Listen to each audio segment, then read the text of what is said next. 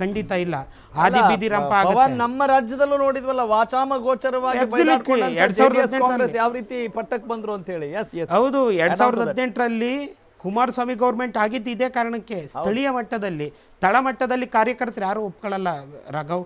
ಹಂಗಾಗಿ ಇದನ್ನ ಮರೆಮಾಚೋದಕ್ಕೋಸ್ಕರ ಮೊನ್ನೆ ಇದನ್ನೇ ಮುಂದಿನ ಸೂಚನೆಯನ್ನು ಗೆಸ್ ಮಾಡಿದಂಥ ಸ್ಟಾಲಿನು ಮೊದಲೇ ಹೋಗಿ ಇವ್ರನ್ನ ರಜನಿಕಾಂತ್ ಅವ್ರನ್ನ ಮೀಟ್ ಆಗಿ ಒಂದು ಹಂತಕ್ಕೆ ನೀವು ಯಾವುದಕ್ಕೂ ಸಿದ್ಧರಿರ್ರಿ ಅಂತ ಹೇಳಿ ಬಂದಿದ್ದಾರೆ.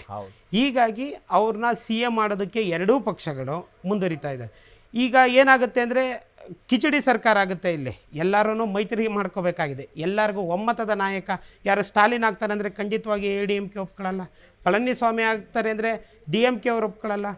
ಹೀಗಾಗಿ ಒಬ್ಬ ಒಮ್ಮತದ ನಾಯಕನನ್ನು ತರಬೇಕು. ಅದು ನಾಳೆ ದಿನ ವಿಜಯ್ ಅಂತ ಎಮರ್ಜ್ ಲೀಡ್ರನ್ನ ನಾವು ಕ್ವಾಶ್ ಮಾಡಬೇಕು ಅಂದರೆ ರಜನಿಕಾಂತ್ ಅಂತ ನಾಯಕತ್ವ ಬೇಕೇ ಬೇಕು ಅನ್ನೋದು DMK ಮತ್ತು ಅಣ್ಣಾ DMK ನಿರ್ಧಾರ ಅಂದರೆ ತಪ್ಪಾಗಲ್ಲ.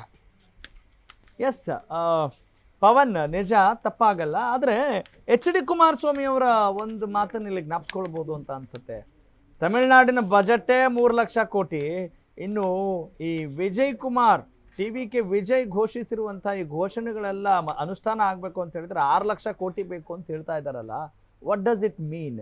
ಇದನ್ನ ಏನಾದರೂ ನಾವು ಗಂಭೀರವಾಗಿ ಪರಿಗಣಿಸ್ತಾರಾ, ಅಥವಾ ಅಲ್ಲಿಯ ಜನ ಈ ಬಗ್ಗೆ ಏನಾದರೂ ಯೋಚನೆ ಮಾಡಿರ್ತಾರೆ ಅಂತ ಅನ್ಸುತ್ತಾ? Do you have any latest update on that? Raghav, ಏನು ಗೊತ್ತಾ, ನಾವು ಇನ್ನು ಟೂ ಅರ್ಲಿ ಮುಂದೋಗ್ತಾ ಇದ್ದೀವಿ ಅನ್ಸುತ್ತೆ. ಯಾಕೆ ಅಂದ್ರೆ ಇನ್ನು ಗೌರ್ಮೆಂಟ್ ಫಾರ್ಮ್ ಆಗಿಲ್ಲ. ಕರೆಕ್ಟ್. ಕುಮಾರಸ್ವಾಮಿ ಹೇಳೋದು ರಾಜಕೀಯ ಆರೋಪ ಅದು. ಹೌದು, ಈಗ ಅವರು ನೆಕ್ಸ್ಟ್ ಗೌರ್ಮೆಂಟ್ ಬಂದರೆ 5,000 ಕೊಡ್ತೀವಿ ಅಂತ ಕುಮಾರಸ್ವಾಮಿ ಅವರು ಹೇಳ್ತಾ ಇದ್ದಾರೆ. ಸರಿನಾ? ಆದರೆ ಅಲ್ಲಿನ ಬಜೆಟ್ಗಳು ಏನು ಗೊತ್ತಾ, ಜನಪ್ರಿಯತೆ ಗಳಿಸ್ಬೇಕು, ಪಕ್ಷ ಅಧಿಕಾರಕ್ಕೆ ಬರಬೇಕು ಅಂದರೆ ರಾಜಕೀಯ ನಾಯಕರು ಸಹಜವಾಗಿ ಒಂದು ಆಶ್ವಾಸನೆಗಳನ್ನ ಕೊಡ್ತಾರೆ. ಅದೇ ರೀತಿ ಗ್ಯಾರಂಟಿ ಕೊಟ್ಟಿದ್ದಾರೆ.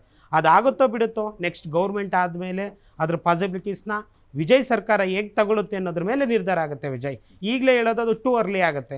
Correct. I do agree 100%. I do agree with you. ಆದರೆ ಈಗ TVK ವಿಜಯ್ಗೆ ಇರುವಂಥ ಅಸ್ತ್ರಗಳೇನು, ಅವರ ಬಳಿ ಇರುವಂಥ ಸೂತ್ರಗಳೇನು ಅಂತ ಅನ್ಸುತ್ತೆ?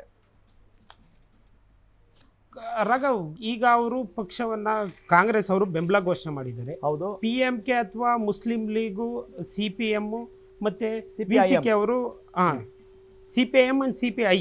ಕರೆಕ್ಟ್. CPI ಮಾರ್ಕ್ಸಿಸ್ಟ್ ಮತ್ತೆ ಇವರು ಬಿಟ್ರೆ ಇವರು VCK ಅವರು ಅವ್ರಿಗೆ ಬೆಂಬಲ ಕೊಟ್ಟರೆ ಸರ್ಕಾರ ಸೇಫ್ ಆಗುತ್ತೆ.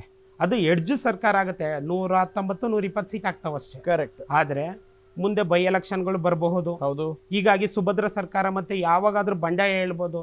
ನನ್ನ ಪ್ರಕಾರ, ನಮ್ಮ ಮತ್ತೆ ಕೆಲವು ರಾಜಕೀಯ ಪಂಡಿತರ ಲೆಕ್ಕಾಚಾರದ ಪ್ರಕಾರ 5 ವರ್ಷ ಈ ಸರ್ಕಾರ, ಯಾವುದೇ ಸರ್ಕಾರ ಬಂದರೂ 5 ವರ್ಷ ಕಂಪ್ಲೀಟ್ ಮಾಡೋದು ಡೌಟ್ ಅಂತಂದು ಹೇಳ್ತಾ ಇದ್ದಾರೆ. ಯಾಕೆ ಅಂದರೆ ಇಲ್ಲಿ ಒಂದು ಸರ್ಕಾರ ಅಥವಾ ಒಂದು ಪಕ್ಷ ಅಥವಾ 2 ಪಕ್ಷ ಅಧಿಕಾರದಲ್ಲಿಲ್ಲ, 4-5 ಪಕ್ಷಗಳಿದ್ದಾವೆ. ಹಾಗಾದರೆ ಕೇರಳದಲ್ಲಿ ಇದೆಯಲ್ಲ, ಕೇರಳದಲ್ಲಿ UDF LDF ಗೌರ್ನಮೆಂಟ್ ಮಾಡ್ತಾ ಇದ್ರು. ಆದರೆ ಇಲ್ಯಾಕಾಗಲ್ಲ ಅಂದರೆ ಇಲ್ಲಿನ ರಾಜಕಾರಣ ಬೇರೆ, ಕೇರಳ ರಾಜಕಾರಣ ಬೇರೆ. ಕೇರಳದಲ್ಲಿ 4-5 ಪಕ್ಷಗಳು ಸೇರ್ಕೊಂಡು ಅಧಿಕಾರ ಮಾಡ್ತಾರೆ. ಆದರೆ ತಮಿಳುನಾಡಲ್ಲಿ ಹಾಗಾಗಲ್ಲ.